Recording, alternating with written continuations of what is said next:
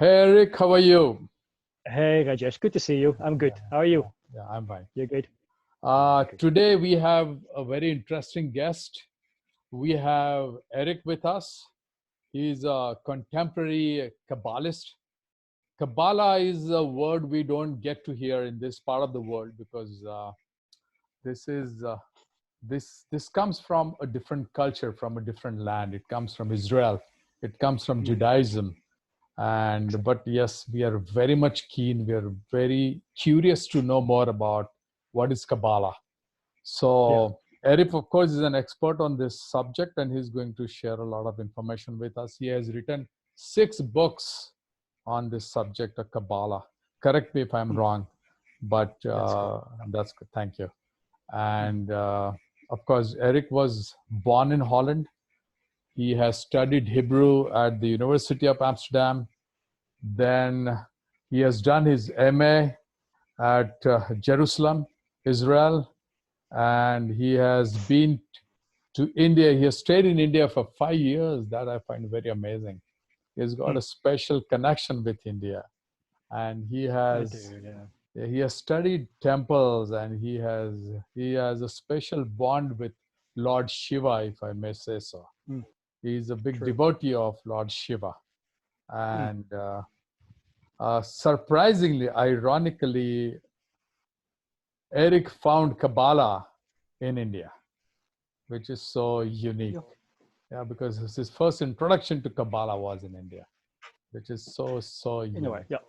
Yeah. Yeah, exactly. Yeah. So amazing. So we are really eager. I'm really eager to know more about Kabbalah Mm, because I come from an ancient land. I mm, know I have all the freedom to interpret all the concepts, all the thoughts, all the information which is there in my ancient religion the way I want. I have all the freedom. Similarly, mm. I've heard people, those who read Torah, they have all the freedom to interpret Torah the way they want, which is, I Yeah, find, a beautiful aspect of our ancient cultures. yeah, So true. True. over to you, Eric. And Over to me. and my first question to you, obviously, Mm. is what is Kabbalah? What is Kabbalah? Okay, so contrary to what is thought usually in the New Age scenes these days, where Kabbalah is used as a synonym for magic and magical traditions, that is not Kabbalah. Kabbalah, scholarly seen, it's one of the 7 main streams of Jewish mysticism, starting roughly 12th century, but preceded by other streams. So there's like 7 main streams that all have very different expressions of Jewish mysticism. And often Kabbalah is used as an umbrella term for all the different mystical traditions. So, as opposed to say Orthodox Judaism, Kabbalah is more about a more direct interaction with the divine. Wow. So it's a mystical. Those are all mystical streams, and the participants, if you like, all had like the soul fire. They wanted to have a direct connection with the divine, have a direct personal experience, and to look directly into that reality. Yeah. And so the first stream starts roughly 2nd century, and the last stream of Hasidim, 18th century. So you're looking at 16 centuries of texts and different rabbis and different interpretations. So often people say, what is this according to Kabbalah? Or what is the Kabbalah? There is no such thing, because the interpretations they vary so extremely that you can't really say anything in general about all of a Kabbalah, apart from the fact that it's based on the Jewish concept of the power of the Hebrew letters. So in the Torah, when God creates the world, he speaks. He says, let there be light, and there is light.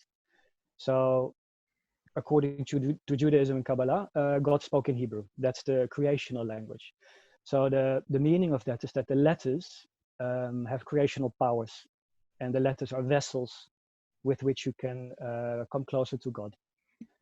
Another thing that is in common basically in all the streams of Jewish mysticism is that the numbers are seen to be preceding the letters. So Wow. in the sequence of creation, and not numbers as their, as the visual numbers, but as living numerical beings. The understanding is that these are living numerical beings, in a sense, more abstract expressions of the divine.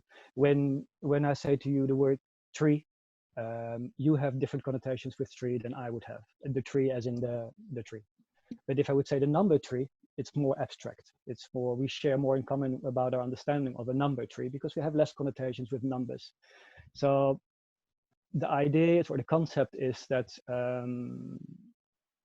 the closer you're direct, or the more direct your interaction is with the divine, the more abstract it becomes, and hence the more general it becomes as well. You come to a layer of understanding where it's less opinion and it's more fact. It's always a bit of a tricky thing to say because you're not supposed to say this is fact. Yeah. But mystically, most of the traditions come down to, in your term or in your terminology, Advaita Vedanta. Yeah. So it's a way to come to the divine. And Advaita Vedanta in Hinduism is described in a different way than in Kabbalah, but the concept is the same. It's basically the annihilation of the ego that you project onto reality, thereby making a projection or Maya illusion of a dual concept of creation, which in fact is not there. It's your mind. Now, not to say that your mind is not there, but just that they are different expressions of the divine. Like Shakti is a different expression of the divine than Shiva would be. Yeah. And neither of the one is untrue, and then neither of the one can exist without the other. So the common ground in all the streams would be the divine power of the letters, and hence the text, the source text. So not just the Torah, but specific Kabbalistic books from that in a certain stream would be very important, are seen to express the divine. They don't describe the divine. In Kabbalah, the word is the thing. So a word doesn't describe a thing like in conventional languages. It is the thing. So the idea is that if you take a letter or a word out of the thing, the actual thing, the materialistic thing, will cease to exist. That's the power. So the different streams interacted differently with these powers, but the idea is the same. The Hebrew, it's linguistic mysticism. It's about the language. So the moment you start translating Kabbalistic books into another language, you lose 80-90% of the power, because that's, in the Kabbalistic sense, in the Hebrew original text, it's a direct connection with what is talked about, whereas in translation, it's a description of, so it becomes different. Yeah. Similarly, again, Advaitic, the moment you start describing a thing, it's different than being the thing. Being the thing, the truth is one. Yeah. So I would say, if you can say anything about Kabbalah in general, it would be the linguistic part of it, the mystical part of the linguistic mystical part of it. So, and to go into all the different streams is well, like I said, it's 16 centuries, and the prolific writers. So there's thousands of books out there. So yeah, and the one might completely contradict the other.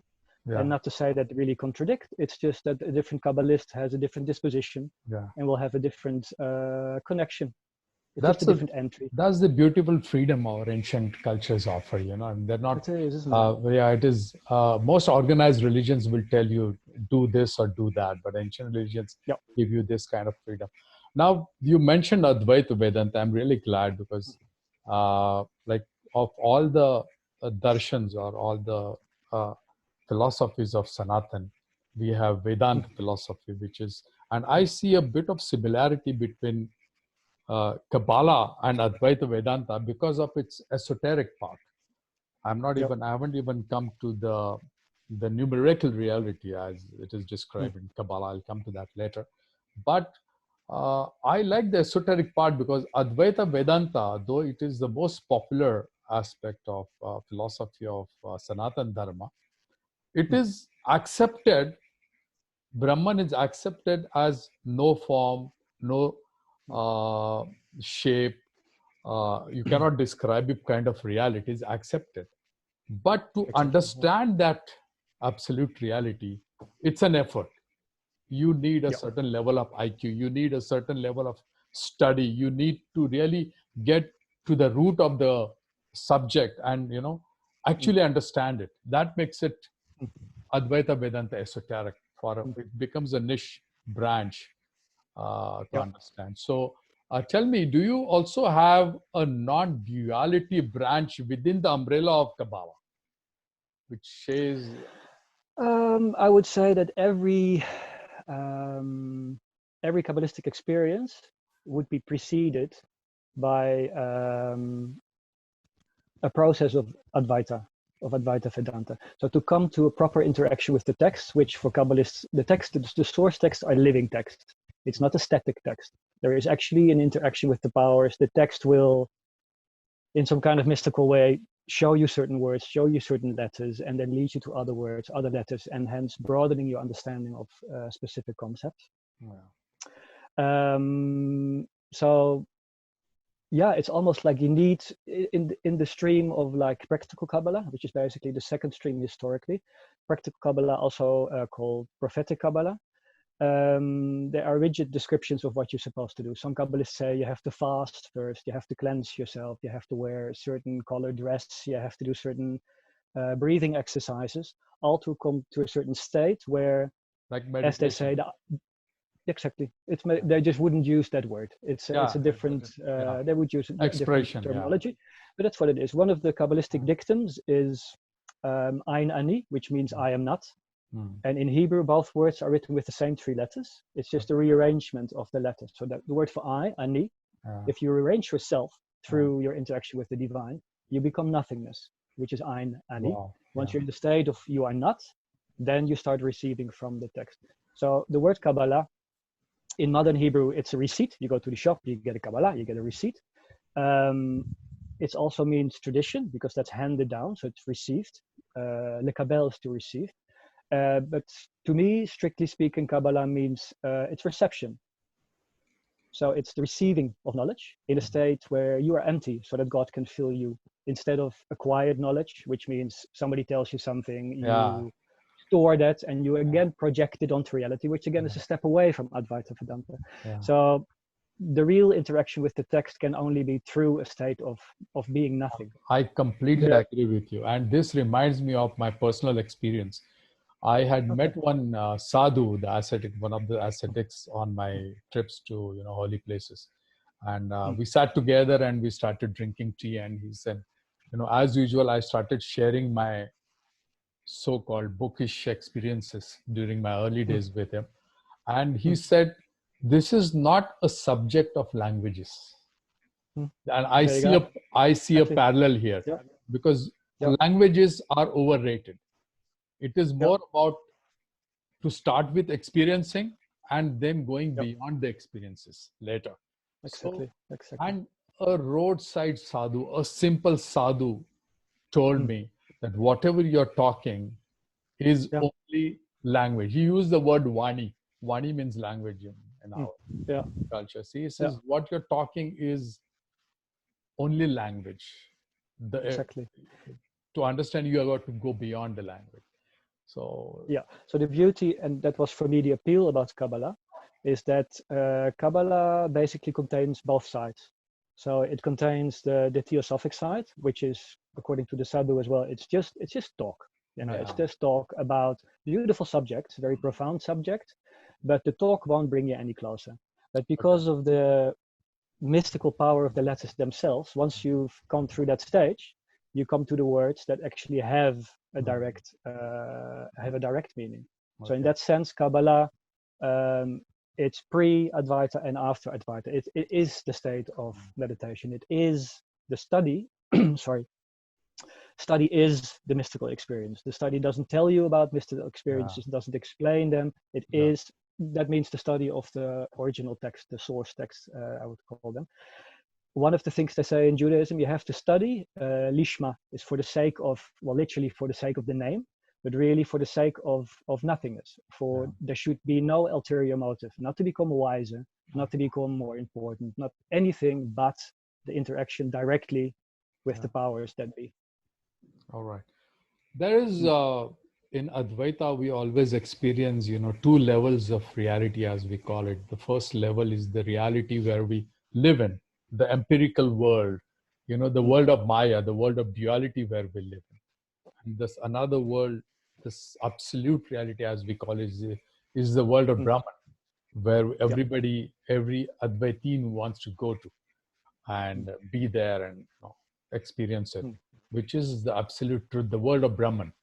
Brahman as we call it, Mm. uh, the infinity, or Mm. uh, Mm. the formless God. If Mm. I'm forced to describe it, you're not supposed to Yeah. describe Yeah. it.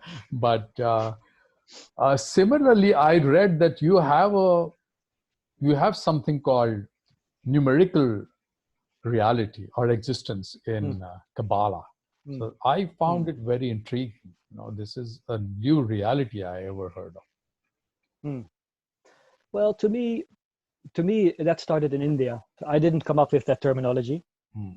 Um, in Kabbalah, in one of the oldest Kabbalistic books, if you can call it Kabbalistic, it's on the verge of cosmology, astrology, mathematics,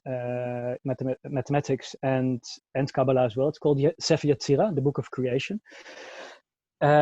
The Book of Creation is the first book that really talks about the 10 different emanations of the Godhead. So that would be in Hinduism different deities, so different powers of the divine expressed in different ways. Yeah. And there's a lot of talk about what cognomen do they have, what implications, what powers, how are they expressed. But the end of the story is always that they are limitless. In essence, they're always limitless. They have no description, they have no form. We just use the words to guide you to those concepts and to guide you to those to that understanding and to that reality.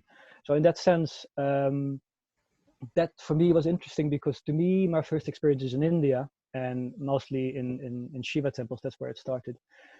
Um, I knew nothing when I came to India. I knew nothing about Hinduism, nothing about Buddhism. I had no idea where I was going. I just felt a strong urge that I had to go there. I was interested in Buddhism, and I wanted to go to the country where Buddha was born. Well, okay, Lumbini, Kapilavastu, it's Nepal, Yeah. but where he lived most of his life.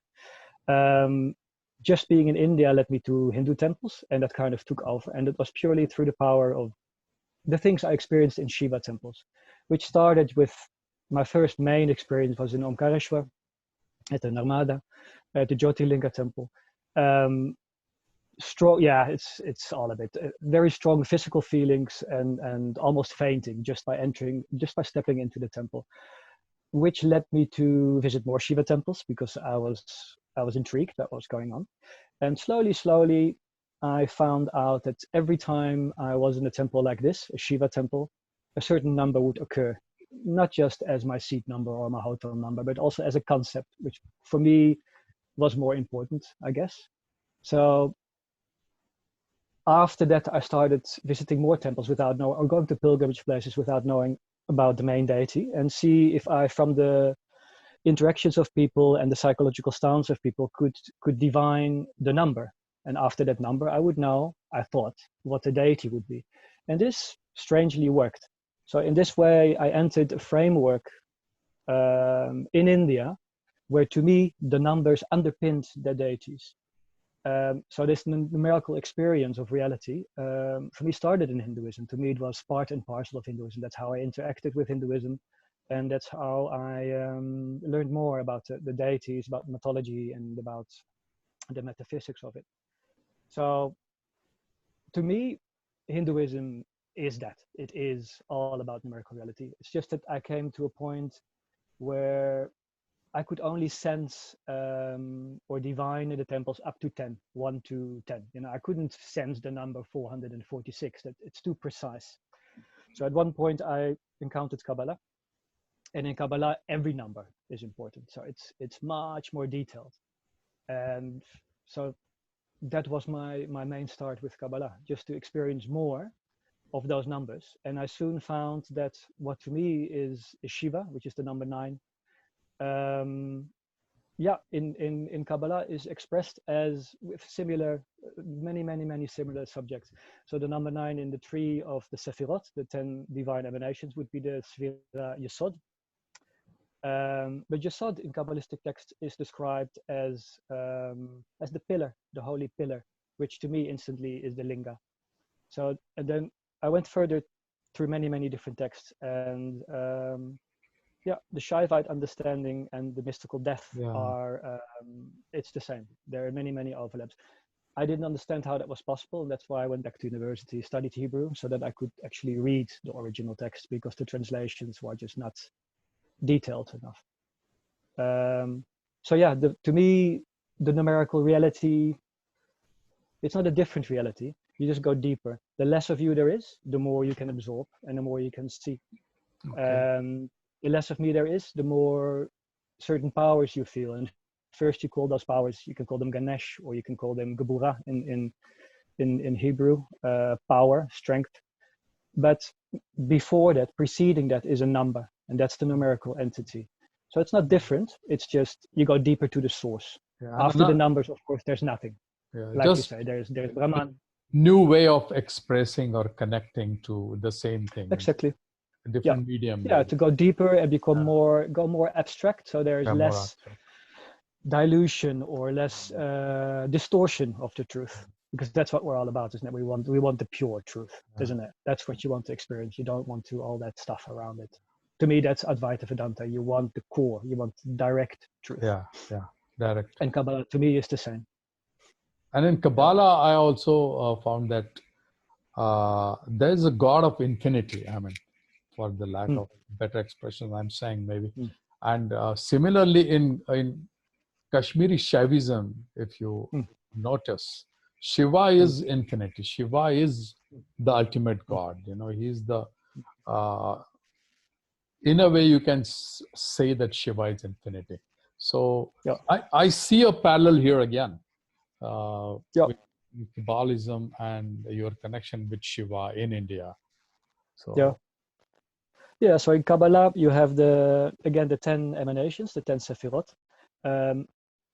For my lack of a better word, before that or preceding that is Ein Sof. Ein Sof literally means without end. That's Brahman. That's your limitlessness. That's Brahman, And the Kabbalists say, there's nothing we can say about that. You can describe it. The emphasis in every Kabbalistic book is always like everything we say, it's but a description. In the end, it eludes description. So everything is always bigger than the words.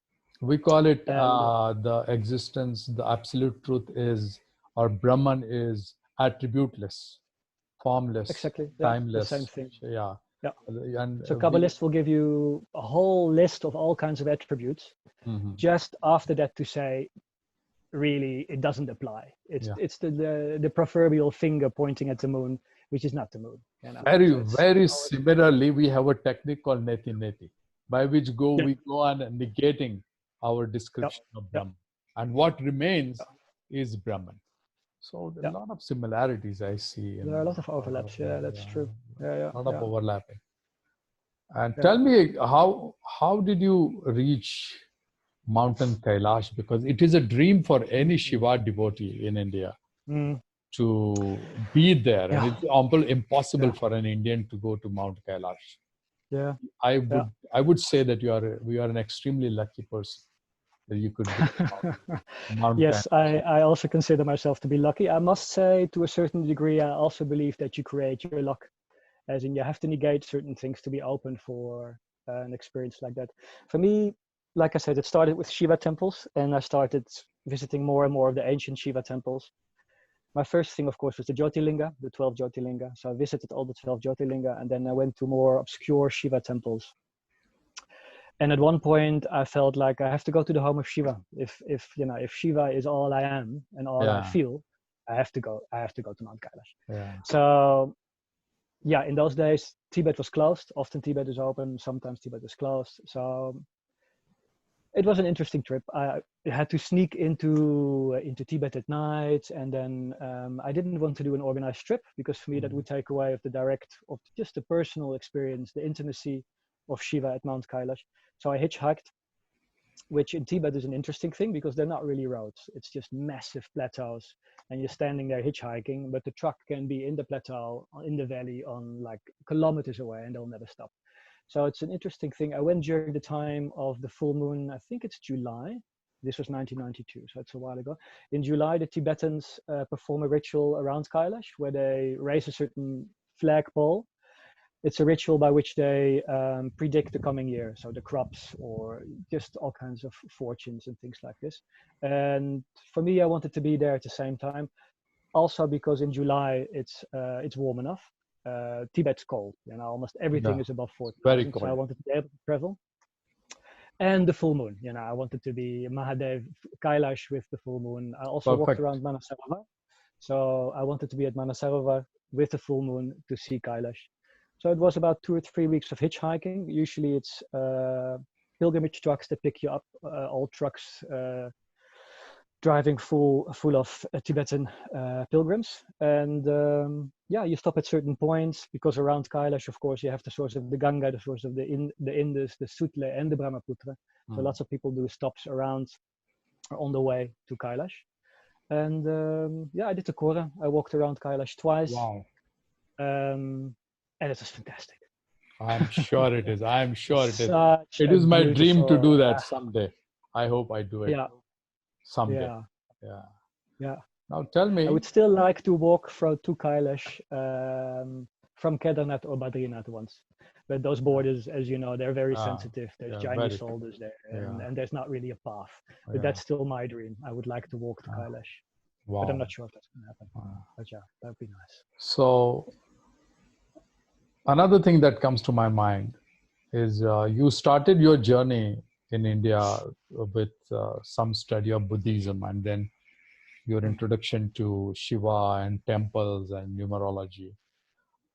There are two aspects which I consider very important for both Advaita Vedanta and the Mahayana Buddha, which is, there are so many similarities between both of them. Those two things are silence and stillness. Because when I do meditation, your meditation is not really intense and it's not really happening very well if there is no silence and there's no stillness. Is there any mention of that in Kabbalah? What about those two aspects? Not maybe, well, yeah, the practical Kabbalist, Abraham Abulafia, 13th century, no, 12th century, I think. He would mention that, but it's implied. You can't study because it's study. And in Kabbalah, the experience is always the study. You can't study and focus properly when there is, of course, noise around you. So silence is of paramount importance, but it's mostly the silence of the mind. It's the external silence which helps, of course, but once the mind is silent, then the external noise is not noise anymore, isn't it? It's just all one. So the importance in the study is definitely it's the silence of the mind, so that you can receive from the higher mind. In Kabbalah, you have two different kinds of wisdom. Again, the first is Chokhmah, which is higher wisdom, and the last one is the wisdom of our world, which is called Malchut, the kingdom, which is a different kind of wisdom. That different kind of wisdom, again, is more pointing towards, it's your first steps. It's like understanding that there's more to life than just your own projections of your thoughts and your conditioning, and hence becoming less and less yourself. Religious experience, as I understand it, as well in Hinduism as in Kabbalah, it's becoming less. It has to affect you. If you don't change, then there's nothing going on. You're just playing, basically. Is it the kind of detachment we experience in our religion, where a lot of gyanis, they start experiencing detachment in them, so that there is more austerity in their lives, there is more simplicity in their lives, and they go away from the materialistic world and live a life of simplicity. Exactly. Most Kabbalists would have lived like that, especially in the old days. It's a bit different now, I guess, because we live in different societies. But it's all about detachment. It's the dictum is ein ani, I am not, which is basically that's it in a nutshell. You are nothing. Not, of course, in another sense, you are the divine, but your projections, your I, which you identify with, and you are conditioned to believe in, that is literally nothing. It's just thought. It's no thing, as they call the modern non-dualistic movement, they call it, especially the Western branch. It believes in. And And I also think the interesting, yeah, sorry. Mahayana Buddhism, it's that the nothingness that is spoken of, Yeah, exactly. Shunyata as it is called. Yeah, So sunyata. Yeah, yeah, exactly. Yeah, yeah. For me, that's probably the three things I had the strongest connection with. It was Shiva and Advaita Vedanta as the theory about Shiva. mhm. Then Kabbalah, because it gives me a more detailed. It's a textual experience of the world, which according to Kabbalah, the Torah is the blueprint of creation. So if you go to the Torah, you're dealing with creation itself. Mhm. It's not that you don't want to see creation or you negate that. It's all there. And Mahayana Buddhism, yeah, I love Mahayana Buddhism as well. It's a to me a very interesting coming together of mysticism and magic, which you Wow. have in Kabbalah as well. And yeah, but magic through a humble kind of way, not the magic as the magician is important and it's all about the magician. It's the magic that is there, as in the magical beautiful powers that are there Yeah. are much more addressed in Mahayana Buddhism than in Hinayana Buddhism. Of course, Hinayana is it's much more austere. But I like Mahayana Buddhism a lot, and the Gompas are amazing. The knowledge is amazing.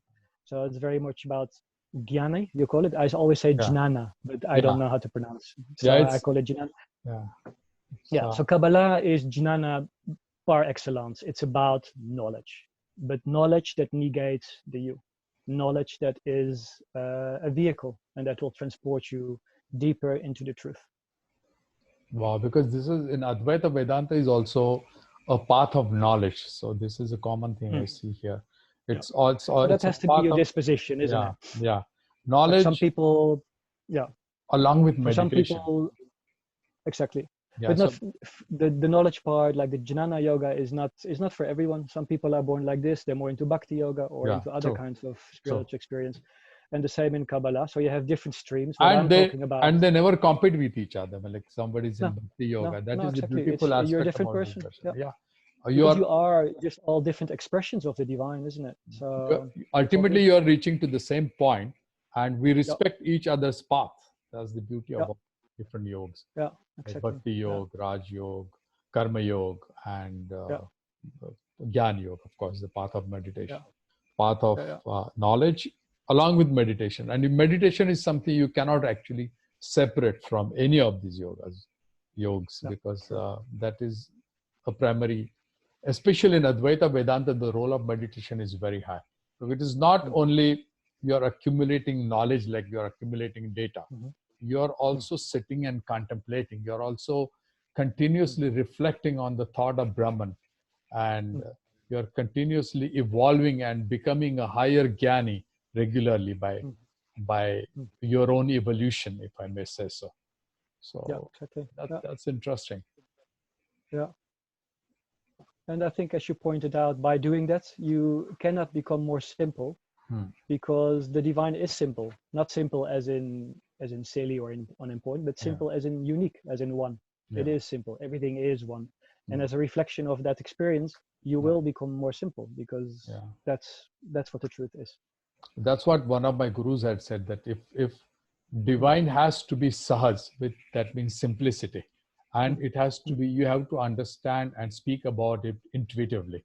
If Exactly. you're talking Yeah, too much about it, then there's too much anxiety and complexity and stress about it. exactly. That it So has to that's be, exactly the received wisdom. It's the yeah, intuitive wisdom, yeah, and that's intuitive. Kabbalah. So it's something that comes almost from outside of you. This It's a reminds me, universal truth that you plug into and you receive and you become and you learn about it.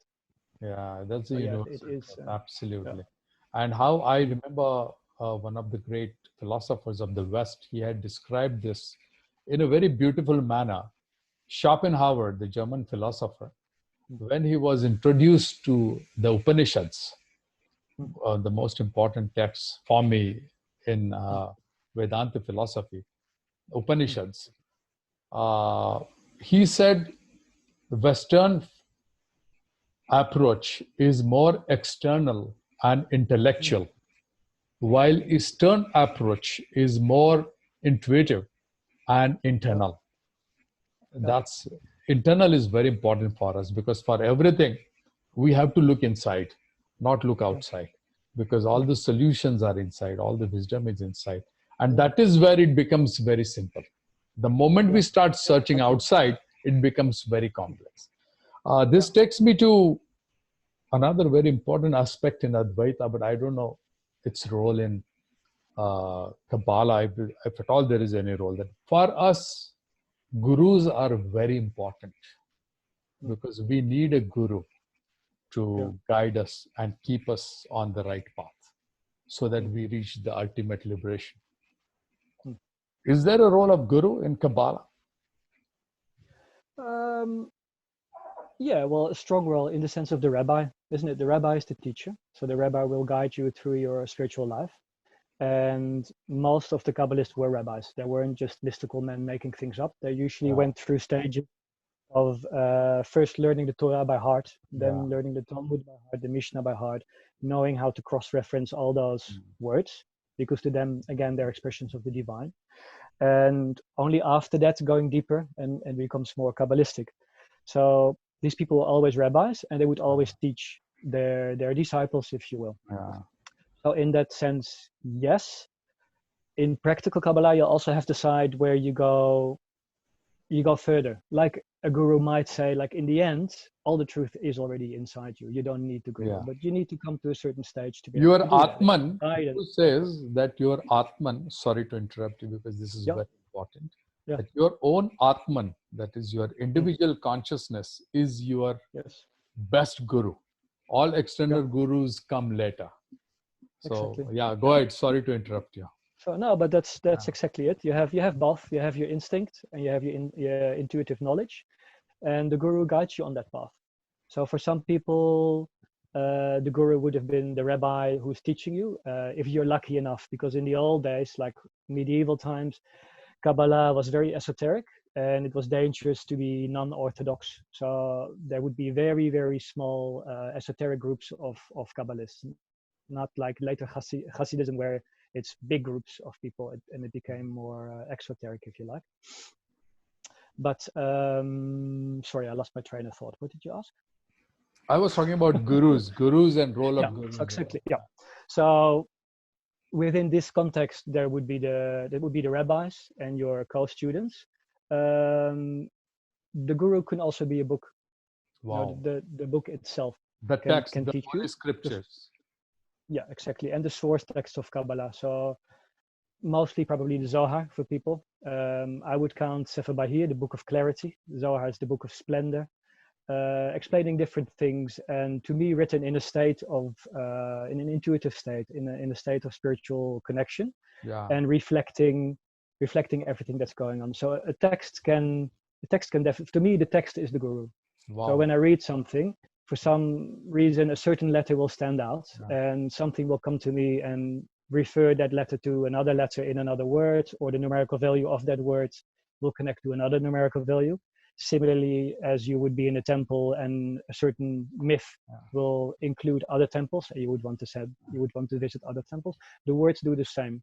So, and that can go deeper and deeper. So a word can be about the shapes of the letters. It can be about the numbers of the individual letters. It can be as the total numerical value of a word. And those concepts become more and more complicated, if you will, but not once you're in that flow. Once you're in that, just talking about it is very complicated. Kabbalah, to explain and to talk about, it's extremely intricate, but the experience is not. It's very simple and without any stress, and it happens, without any real, effortless, I call it. If it has to happen, it is effortless. Yeah.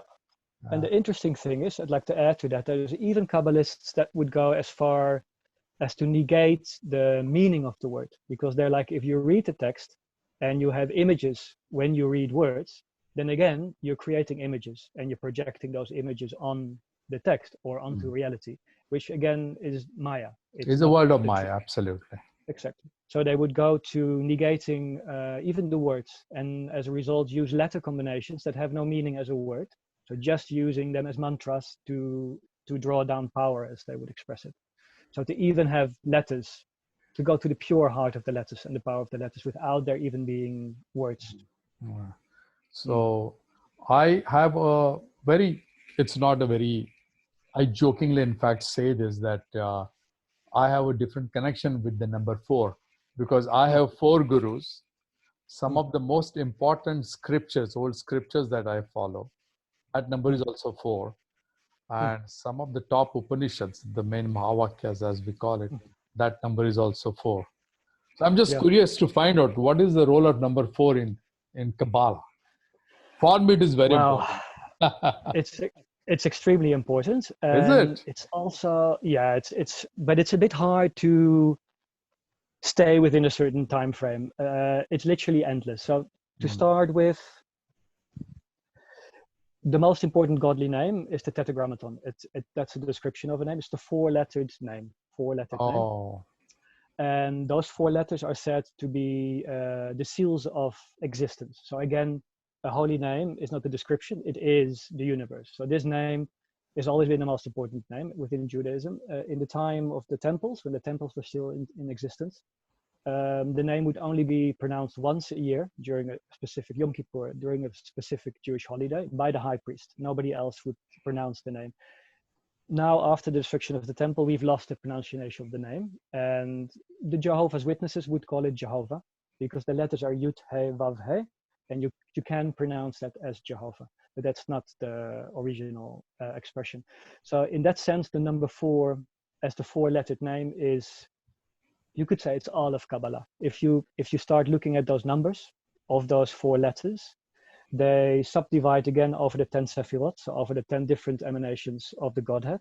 The first letter pointing at the source, they call it the crown, Keter, and a little bit at higher wisdom, Chokhmah, Jnana.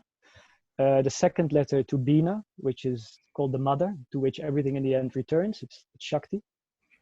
Then the third letter is the Vav, which has a numerical value 6, and it includes the 6 next Sephirot, all the powers that are in between, the mother and expression of Shakti as our world, which is Malchut, which is again the He. So those four letters of the Tetragrammaton also are basically all of creation in the sense of all the different emanations of the Godhead. But it goes on, and it's also linked to the four rivers that came out of Eden, like the Garden of Eden, the paradisical state of humankind. Four rivers came out of there, and the implication are four different, four rivers of life, if you want. Then there's the four Kabbalistic worlds, which is a massive topic as well. Each world is a different state of emanation and of creation with different deities, different angels, different powers, different important words. So again, four. And yeah, for me, what I really like, the story about Rabbi Akiba and three other rabbis. They said that they entered paradise. Three of them couldn't come out because they weren't ready to withstand that kind of power. And Rabbi Akiba came out as well, healthy and sane. And the implication there of paradise, the Hebrew word there is pardes. Pardes is a four-lettered word. And those four letters all are acronyms. They point, it's an acronym. So they point at different layers of understanding the text. So the P of Pardes would be Pshat, which is the most simple understanding. It's just the images of a text, if you will. You can learn from the images, but there's not much else going on. There's lots of connotations and stuff like that. And then you have the Shat, Pshat. So there's four different layers. So the last one, because it's a bit too much to go into all of them. Pardes, Pshat, Remez, Drash, and Sod. The Sod is the last part, which is Kabbalah. So interestingly enough, this expression of entering paradise, hence, is literally going through different understanding, different levels of understanding of the written text, which to Kabbalists is the divine. So again, four. The four layers are everywhere. It's immense, and it's a strong number. To me, in India, it started with Vishnu. To me, I know this is probably not part of your culture or your knowledge, but to me, Vishnu is the four. To me, Vishnu oh, is the I see. number. So that was my entrance into the Vaishnavite society, and into Narashim temples, into the Ram temples, into Parashuram, and the connection with the Yalama temple in Saundatti, and blah blah blah blah blah. There's to me that was a huge thing, but that all preceded. To me, I recognize that in the Kabbalistic descriptions of the number four. Wow. But the 4 is strong. If you're you're lucky if you can. I'm happy. If you I'm can happy. I'm receive such. connected to 4. Exactly. Yeah. Yeah. Yeah. So, It's fascinating. Eric, tell me, because it's an ancient culture and Kabbalah traces its history so long back, many, many centuries back. You call yourself a contemporary Kabbalist. So Mm. how are you different from a Kabbalist of earlier times? I don't think I'm different. I think what I meant by calling myself the content, it's mostly the word, it was mostly a name, a description I wanted I see. for All right. my way of interacting with the outer world. So it's a name for my website and for the things I post.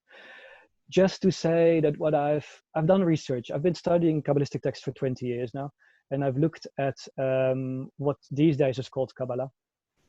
And what I found on most of the websites and most of the books written about it, that it's not Kabbalah. It's such a dilution that it basically misses all the major points. So for me to set myself apart from that stream, which is fine, you know, if that works for people and they get something out of that, I have absolutely no problem with that. But it's for me, it's important to use words in the sense that they're meant, so that we retain that information and we Yeah. retain that wisdom. Yeah. So contemporary Kabbalist in the sense of Kabbalah as I see the old texts to be. So I go back to the old text, I go back to the source text, and that's how I interact with the text. And hence Kabbalah and the contemporary, because there are no real streams anymore. You have Hasidism, which is still, of course, it's almost orthodoxy now in Jerusalem and Meir Sharim. You have lots of Orthodox people that will study certain Kabbalistic texts, but not anymore really new developments. So in that sense, Kabbalah was always renewal. It was always the new mystics that adding new power and new dimensions of understanding that I don't encounter anymore. So for me, contemporary is like I'm doing that now. Not I'm doing that now. It's happening to me now. It's not, you know, it's not me. I'm just a witness. Yeah. And it's fantastic, and that's why I want to share that, and that's you don't our philosophy is self. Brahman is everywhere, and Brahman creates everything. So we don't really do anything. We don't even. We are just, let's say, medium, if we want to say, for anything. We are just. It's done through us, like that. Yeah. We're all the expression of the divine. Our body, mind, and ego has no meaning. No. In Advaita, it's just the consciousness, which is one, which is like your consciousness, my consciousness, everybody's consciousness is just one. Yeah. There's no separateness. Absolutely true. And what percentage of Jewish people follow Kabbalah? I mean, out of 100 people, how many? What I have personally encountered so far,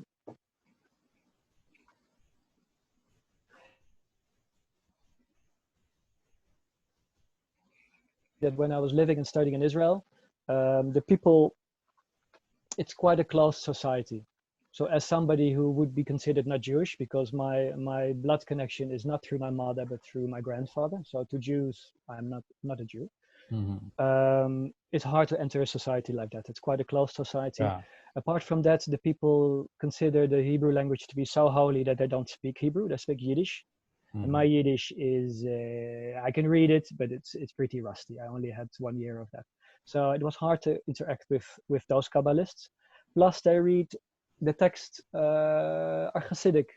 And to me, Hasidism, it's more like Bhakti Yoga. Okay. So it's much more about the joy and the love. It's of course texts as well, but it's not my disposition. I'm a Shaivite, so it's a different thing. So I have a different entrance, and I haven't so far.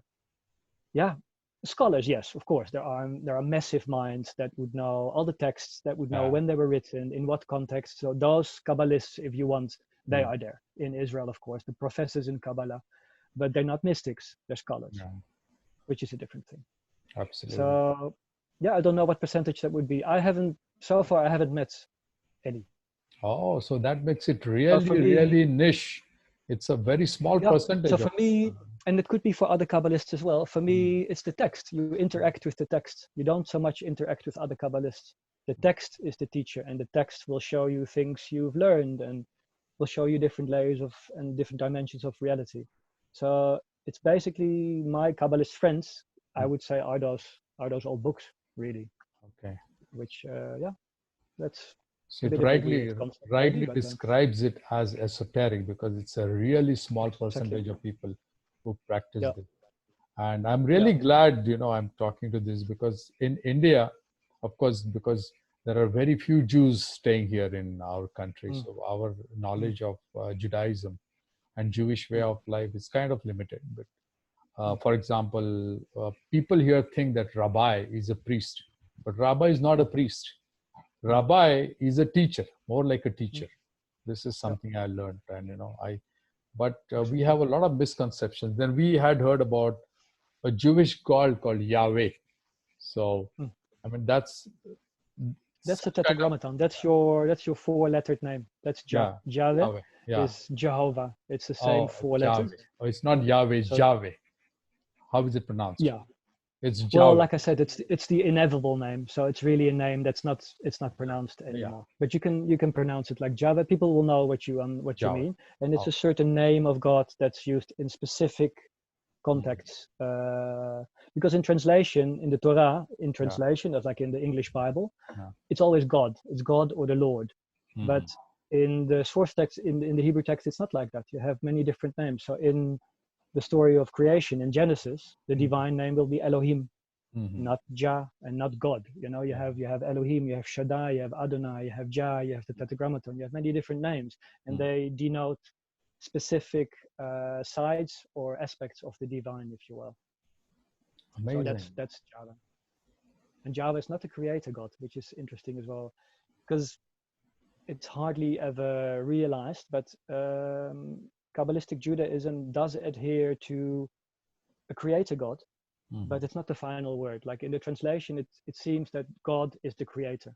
But in Kabbalah, they recognize the Ein Sof, the thing that is before the creator, the powers that are before. And that would be more the Tetragrammaton. That would be more Java. Hmm. Amazing, man. I mean, this is Hmm. what I like about sharing knowledge Hmm. uh, with people, those who come from different cultures, because then you Hmm. can really sit and study and find out that all the ancient cultures are trying to say the same thing, and Exactly. it's Yeah. it's so similar Hmm. that it shocks you, it blows your mind, and it's also very Yeah. comforting because it also Yeah. shows you that humanity was almost thinking on similar lines, and Hmm. before a lot of these problems started with Hmm. organized religion stepping in and Hmm. forcing people to Hmm. do this and do that and all that. but Yeah. Exactly. but this is lovely, Eric. I'm so glad I spoke with you and found out about Kabbalism, which is Yeah. Thanks. It was very new, nice talking to you. new knowledge to me. I had Yeah. not heard about it, and it's always nice to know more about different cultures and gain more Hmm. knowledge and Hmm. enrich yourself with that kind of knowledge. Or sometimes what Yeah. happens is you also get wrong information from unauthorized people, and you have Hmm. a completely wrong concept about uh, those things. So I'm Yeah. glad I found out some authentic knowledge about Kabbalah from you. Now, if anybody wants to read your books, Hmm. or if anybody wants to get in touch with you on social media, how Hmm. one can do that? Of course, I'm going to write the links in the Hmm. description below this video, but if you could Okay. also tell them. It's the Contemporary Kabbalist. So my website is www.contemporarykabbalistvordpress.com. So .wordpress.com. There you can find my books. My books are on Amazon. You can order them on Amazon. I post short stories on my website as well. And my Instagram name is the same. It's also the Contemporary Kabbalist. And on my website and on Instagram, you can find my email address, my personal email address. You can just, I'm always happy to share and to talk because it's my life. So I'm Wow. super fascinated. Yeah, so it's easy to contact me. Mm. Wow. So thanks a lot, Eric. Thanks for your time. Thank you, Rajesh. Yeah. thanks for your effort, to come on uh, to our show and share your knowledge. And Yeah. Thank you for your interest. we will connect again, and would like to know, because I'm just finding that whatever discussion we have had today is Hmm. still very limited. There are It is. it is because of the time constraints. Maybe we'll have to stop it here. But Yeah. I really want to know more about uh, your life in Portugal on the farmland. Uh, Yeah. I also find your journey very interesting, starting from Holland to Israel to India to temples, Hmm. Shiva, and now settled in Portugal. Hmm. It's lovely. It's lovely. More power to you, Eric, and Thank you to you as well. see you soon. Thanks a lot. Okay, G. I'll see you Bye bye. soon. Thank you. Bye. Namaskar.